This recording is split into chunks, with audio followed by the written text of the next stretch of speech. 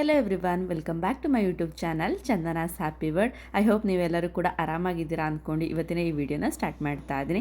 ಇವತ್ತಿನ ಈ ವಿಡಿಯೋದಲ್ಲಿ ನಾನು ಚಿಕ್ಕವರಿಂದ ದೊಡ್ಡವ್ರ ತನಕ ಇಷ್ಟಪಡುವಂತಹ ಪಿಜ್ಜಾ ರೆಸಿಪಿನ ನಿಮ್ಮ ಜೊತೆ ಶೇರ್ ಮಾಡ್ತಾ ಇದ್ದೀನಿ. ಈವ್ನಿಂಗ್ ಟೈಮ್ ಸ್ನ್ಯಾಕ್ಸ್ಗೆ ಇನ್ಸ್ಟೆಂಟ್ ಆಗಿ ಹಾಗೆ ತುಂಬ ಈಸಿಯಾಗಿ ಮಾಡುವಂತಹ ಒಂದು ರೆಸಿಪಿನ ಶೇರ್ ಮಾಡ್ತಾ ಇದ್ದೀನಿ.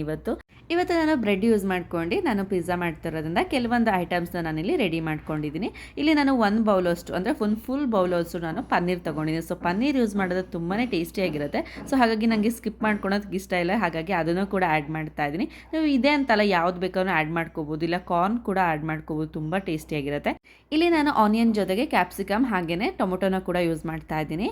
ಹಾಗೆ ನಾನಿಲ್ಲಿ ಪಿಜ್ಜಾ ಆರೆಗಾನೋ ತೊಗೊಂಡಿದ್ದೀನಿ. ನಿಮ್ಮ ಲೋಕಲ್ ಸ್ಟೋರಲ್ಲಿ ಎಲ್ಲ ಕಡೆ ಅವೈಲೇಬಲ್ ಇರುತ್ತೆ, ಇಲ್ಲ ಆನ್ಲೈನಲ್ಲಿ ಕೂಡ ನೀವು ಪರ್ಚೇಸ್ ಮಾಡ್ಕೊಳ್ಬೋದು.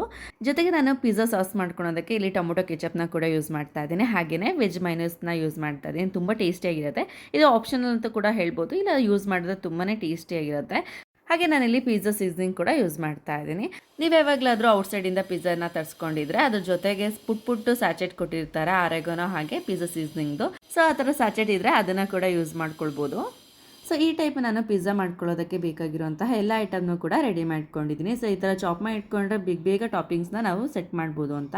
ಹಾಗೆ ನಾನಿಲ್ಲಿ ಪಿಜ್ಜಾ ಮಾಡ್ಕೊಳ್ಳೋದಕ್ಕೆ 2 ಥರ ಚೀಸ್ನ ಯೂಸ್ ಮಾಡ್ತಾ ಇದ್ದೀನಿ. ಸೊ ಒಂದು ಗ್ರೇಟ್ ಮಾಡಿ ಹಾಕುವಂಥದ್ದು, ಒಂದು ಸ್ಲೈಸ್ ಹಾಗೆ ಹಾಕುವಂಥದ್ದು. ಇಲ್ಲಿ ನಾನು ಪಿಜ್ಜಾ ಸಾಸ್ನ ಮನೆಯಲ್ಲೇ ರೆಡಿ ಮಾಡ್ಕೊಳ್ತಾ ಇದ್ದೀನಿ, ಅಥವಾ ನೀವು ಲೋಕಲ್ ಶಾಪ್ಗಳಲ್ಲಿ ಸಿಗುತ್ತೆ ಪಿಜ್ಜಾ ಸಾಸ್ ಅಂತಲೇ ಸಪ್ರೇಟಾಗಿ, ಅದನ್ನು ಕೂಡ ತಂದು ನೀವು ಯೂಸ್ ಮಾಡ್ಕೊಳ್ಬೋದು. ಇಲ್ಲಿ ನಾನು ಪಿಜ್ಜಾಕ್ಕೆ ಯೂಸ್ ಮಾಡುವಂಥ ಒಂದು ಸಾಸ್ನ ರೆಡಿ ಮಾಡ್ಕೊಳ್ಳೋದಕ್ಕೆ ನಾನಿಲ್ಲಿ ಒಂದು ಬೌಲಿಗೆ ಒಂದು 4 to 5 ಟೇಬಲ್ ಸ್ಪೂನಷ್ಟು ಟೊಮೊಟೊ ಕೆಚಪ್ನ ಹಾಕ್ಕೊಂಡಿದ್ದೀನಿ. ಹಾಗೆ ಇದಕ್ಕೆ ಪಿಜ್ಜಾ ಆರೆಗಾನೋ ಹಾಗೆ ಪಿಜ್ಜಾ ಸೀಸನಿಂಗ್ ಕೂಡ ಆ್ಯಡ್ ಮಾಡಿದ್ದೀನಿ 1 ಟೇಬಲ್ ಸ್ಪೂನಷ್ಟು. ಇದನ್ನು ಆ್ಯಡ್ ಮಾಡೋದ್ರಿಂದ ಫ್ಲೇವರ್ ತುಂಬಾ ಚೆನ್ನಾಗಿರುತ್ತೆ. ಸೊ ಹಾಗಾಗಿ ಸ್ಕಿಪ್ ಮಾಡ್ಕೊಳೋದಕ್ಕೆ ಹೋಗ್ಬಿಡಿ.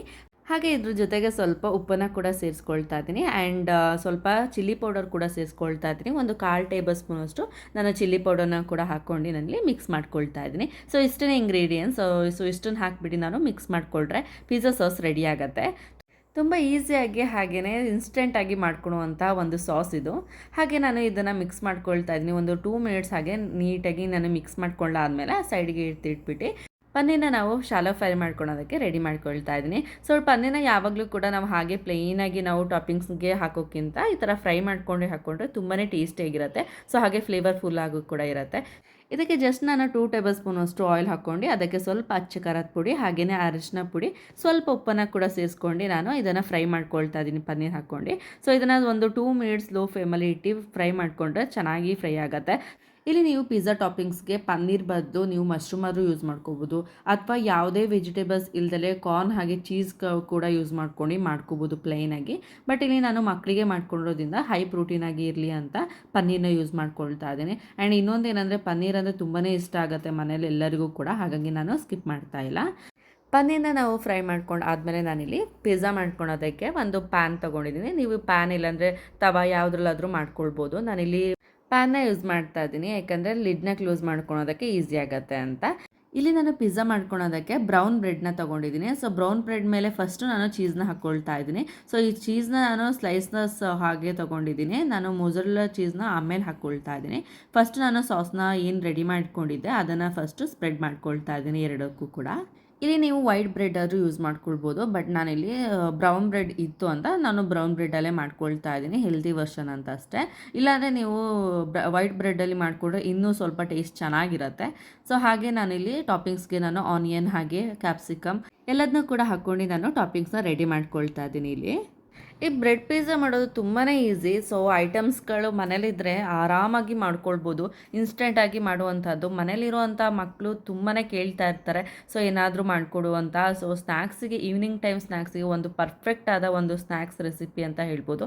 ಇದರಲ್ಲಿ ನಾವು ಪ್ರೋಟೀನ್ ಅಂತ ಪನ್ನೀರ್ ಕೂಡ ಹಾಗೆಯೇ ವೆಜಿಟೇಬಲ್ಸ್ ತುಂಬ ಯೂಸ್ ಮಾಡೋದ್ರಿಂದ ಮಕ್ಕಳಿಗೂ ಕೂಡ ಒಳ್ಳೆಯದು. ಹಾಗೆ ದೊಡ್ಡವ್ರನ್ನ ಚಿಕ್ಕವ್ರ ತನಕ ಎಲ್ಲರೂ ಕೂಡ ಇಷ್ಟಪಡುವಂತಹ ಒಂದು ರೆಸಿಪಿ ಅಂತ ಹೇಳ್ಬೋದು.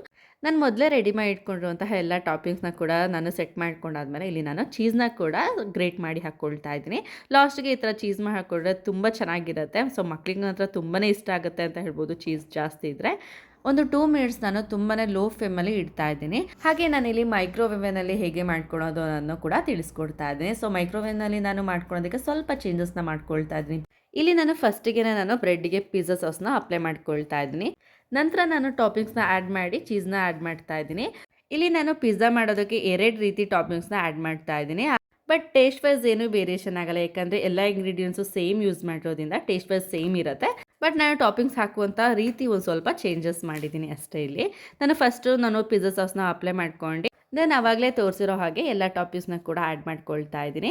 ಸ್ವಲ್ಪ ಜಾಸ್ತಿನೇ ಪನ್ನೀರ್ ಹಾಕ್ಕೊಳ್ತಾ ಇದ್ದೀನಿ. ಪನ್ನೀರ್ನ ಹಾಕ್ಕೊಂಡು ಲಾಸ್ಟ್ಗೆ ನಾನು ಚೀಸ್ನ ಹಾಕ್ಕೊಂಡಾದ್ಮೇಲೆ ಪಿಜ್ಜಾ ಸೀಸನಿಂಗ್ ಹಾಗೆ ಪಿಜ್ಜಾ ಆರೆಗನ್ನ ಕೂಡ ಸ್ಪ್ರಿಂಕಲ್ ಮಾಡ್ಕೊಂಡು ಮೈಕ್ರೋವೇವ್ನಿಗೆ ಯೂಸ್ ಮಾಡುವಂಥ ರ್ಯಾಕ್ ಮೇಲೆ ನಾನು ಇದನ್ನ ಸೆಟ್ ಮಾಡಿ ನಾನು ಒಂದು 2 ಮಿನಿಟ್ಸ್ ಮೈಕ್ರೋವೇವ್ನಲ್ಲಿ ಇಟ್ಟರೆ ರೆಡಿ ಆಗುತ್ತೆ ಪಿಜ್ಜಾ. ತುಂಬಾ ಈಸಿ, ತವಾಕ್ಕಿಂತ ಇದು ಮೈಕ್ರೋವೇವ್ನಲ್ಲಿ ಈಸಿ ಅಂತ ಹೇಳ್ಬೋದು. ಬಟ್ ಮೈಕ್ರೋವೇವ್ ಇಲ್ಲದಿದ್ರೂ ಕೂಡ ಮನೇಲಿ ಹೇಗೆ ಮಾಡ್ಕೋಬೋದು ಈಸಿ ವೇಲಿ ಅಂತ ನಾನು ತಿಳಿಸ್ಕೊಟ್ಟಿದ್ದೀನಿ.